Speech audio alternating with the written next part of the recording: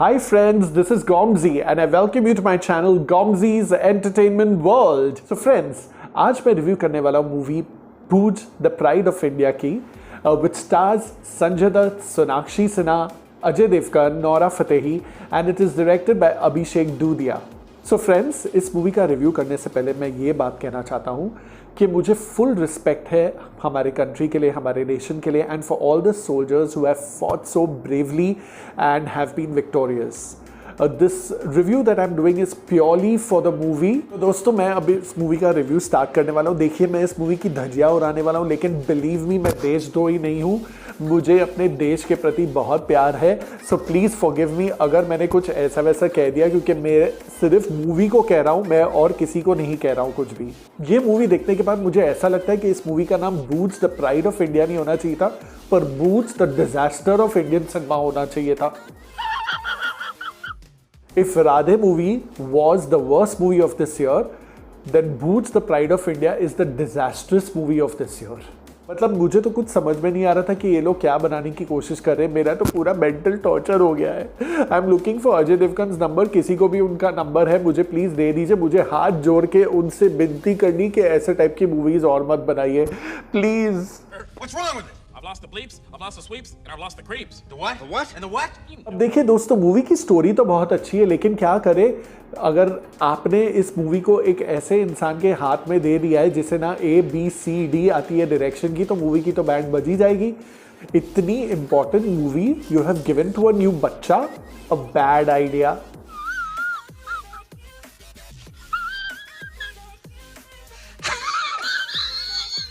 तो मूवी की स्टोरी कुछ इस तरीके से है कि 1971 में जो इंडो पाक वॉर हुआ था, उस टाइम पे पाकिस्तानी ट्रूप्स ने हमारे एयर बेस को पूरा डिस्ट्रॉय कर दिया था, जिसके वजह से रनवे पूरा ब्लास्ट हो चुका था.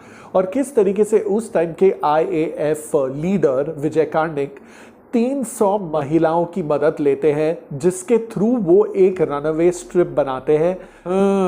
तो मूवी की स्टोरी इतनी अच्छी, तो प्रॉब्लम क्या हुई? प्रॉब्लम थी स्क्रीन प्ले पे. वॉर मूवी नहीं लग रही है ये लग रही है कि कोई एक हम कॉमेडी मूवी देख रहे हैं. रियलिस्टिक बिल्कुल नहीं, पूरी मूवी फेक लग रही है. अब मूवी में ऐसे कई सीक्वेंसेस हैं जो रियलिस्टिक तो छोड़ो, कॉमेडी सीक्वेंसेस लग रहे हैं. अब जैसे कि एक सीक्वेंस ये है, towards the end of the movie Sanjay Dutt भिड़ जाते हैं 100-200 पाकिस्तानी ट्रूप्स के साथ, और उनके हाथ में सिर्फ एक खंजर, और जो सोल्जर्स भी उधर उनसे लड़ रहे हैं उनके भी हाथ में खंजर हैं. मतलब क्या बजट में इतनी प्रॉब्लम थी कि एक रिवॉल्वर भी आप अरेंज नहीं कर पाए सीन के लिए? और ये तो बात छोड़ो, संजय दत्त जैसे धपाधप सोल्जर्स को मारते जा रहे जैसे कि वो कोई मच्छर हो. उनके हाथ में वो रैकेट दे दिया, चलो मारो मारो मारो, हटाओ हटाओ सब मच्छर, चल निकल निकल निकल. और सोल्जर्स रुके हुए हैं कि कब संजय दत्त आके उन्हें मारेंगे. संजय दत्त आ मुझे मार.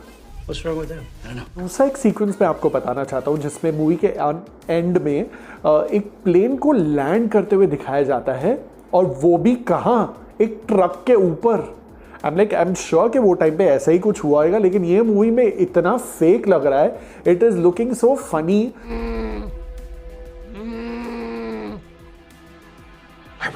मूवी की शुरुआत में जब चारों तरफ से बॉम्ब्स गिर रहे हैं, हर एक तरफ से मारामारी चल रही है, सब कुछ चल रहा है, वहां पर अजय देवगन सर की एंट्री होती है. The first scene of his, and he sits in the jeep, and बस वो जीप चला रहे ऐसे अजीब तरीके से, और सडनली जाके उन जीप लुढ़क जाती है, एंड वहां पर ही वो सीन एंड हो जाता है. मतलब कुछ दिखाते नहीं है कि अजय देवगन करते वो जमीन पे आंख बंद करके गिरे पड़े. ये क्या हो गया भाई? Oh, that's not right. The sequence जहाँ पर सोनाक्षी सिन्हा 300 विलेज की महिलाओं को समझाने की कोशिश करी कि हमें जाके एयरफोर्स बेस में मदद करनी चाहिए ताकि हम रनवे स्ट्रिप बनाएं.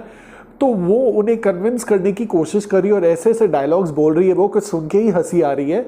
फिर जैसे ही वो फिनिश होती है, अजय देवगन सर आके वो अपने डायलॉग्स बोलते हैं, उससे सुनकर तो और हंसी आ जाती है.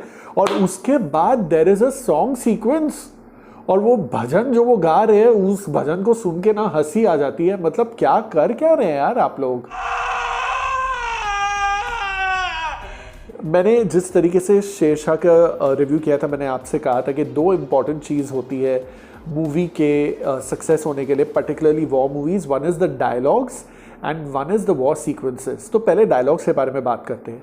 मूवी में पेट्रियाटिज्म से भरे हुए डायलॉग्स हैं, लेकिन वो डायलॉग्स इतने फेक लगते हैं। वहीं पे शेरशाह में कितने रियलिस्टिक लग रहे थे, राइट। अब लाइक एक डायलॉग है जहाँ पर वो लीडर वो महिलाओं को ये कह रहे हैं कि गाना वे बनाने के लिए मेरा सलाम आप सबको। भाई मेरा भी सलाम ऐसी अच्छी मूवी की बैंड बजाने की। इतना अच्छा कॉन्सेप्ट मिला था आपको, इतनी बुरी मूवी बनाने के लिए किसने कहा था आपसे। इस मूवी के वॉर सीक्वेंसेस इतने पैथेटिक है, the VFX effects are so bad कि मुझे तो ऐसा लग रहा था जैसे दो बच्चे बैठ के वीडियो गेम खेल रहे हैं।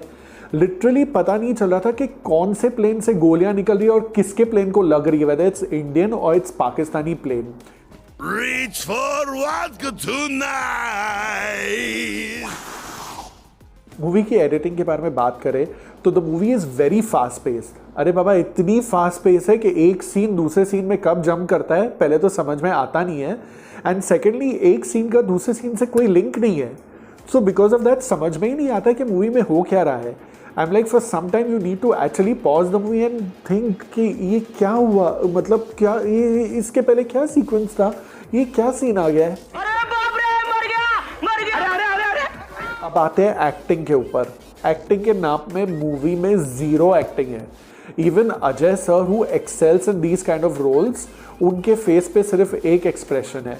इन fact the first half the movie उन्हें सिर्फ 4 या 5 डायलॉग्स मिले हैं। संजय दत्त इस मूवी में जासूस का रोल कर रहे हैं, लेकिन उन्हें कुछ अलग करने का मौका नहीं मिला। इनफैक्ट वो लास्ट में जो वो जाके पाकिस्तानी ट्रूप से लड़ने की भी कोशिश करते हैं।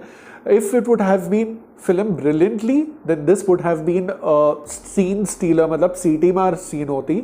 लेकिन अफसोस से ये बहुत ही कॉमेडी सीक्वेंस लगा मुझे। सोनाक्षी सिन्हा ने इतनी अच्छी परफॉर्मेंस दी है कि उन्हें बेस्ट कॉमेडियन का नॉमिनेशन मिलेगा। This was sarcastic। I mean by कि उन्होंने इतनी वर्स्ट परफॉर्मेंस दी है अपने करियर की कि मुझे नहीं समझ में आ रहा था कि वो कर क्या रही थी मूवी में। इस मूवी में सोनाक्षी सिन्हा का मेकअप इतना खतरनाक किया हुआ है ना कि मुझे तो बहुत अजीब लग रहा था।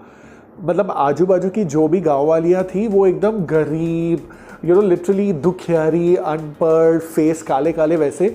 लेकिन सोनाक्षी सिन्हा ऐसे लग रही थी जैसे दूध पे नहाई हुई अभी अभी आई है और शूटिंग करके लक्स के एड में जाने वाली है। कितना रियलिस्टिक लग रहा था ये। इस मूवी में जब मैंने नोरा फतेही का नाम सुना मैंने सोचा कि एक अच्छा सा आइटम सॉन्ग होगा, एक कुछ अच्छा परफॉर्मेंस होगा। लेकिन मूवी देखने के बाद मुझे कुछ समझ में नहीं आया, क्योंकि जो वो परफॉर्म कर रही थी और जो उनके एक्सप्रेशंस थे उसमें कोई मेल नहीं था। प्रणीता सुभाष ने ये मूवी साइन कैसे की? लाइक हंगामा मूवी में तो एटलीस्ट उन्हें रोल था, इस मूवी तो में तो मुझे लगता भी नहीं कि उन्हें एक डायलॉग था बोलने के लिए। Barring one song, are you serious? Supporting star cast ने अपना रोल सही तरीके से किया है, लेकिन अफसोस क्योंकि मूवी इतनी अच्छी बनी नहीं है, वो भी अपना इम्प्रेशन क्रिएट नहीं कर पाए हैं। ओवरऑल मैं इस मूवी को कोई स्टार्स नहीं देना चाहता हूँ, बिकॉज इस मूवी में कुछ अच्छा नहीं था। It will be 0 stars out of 5. Guys, if you liked my review, don't forget to like, share and subscribe to my channel, and don't forget to hit the bell icon for notifications. My friends, I want to wish all of you happy Independence Day. Be safe and healthy. Signing off, Gomzi, yo.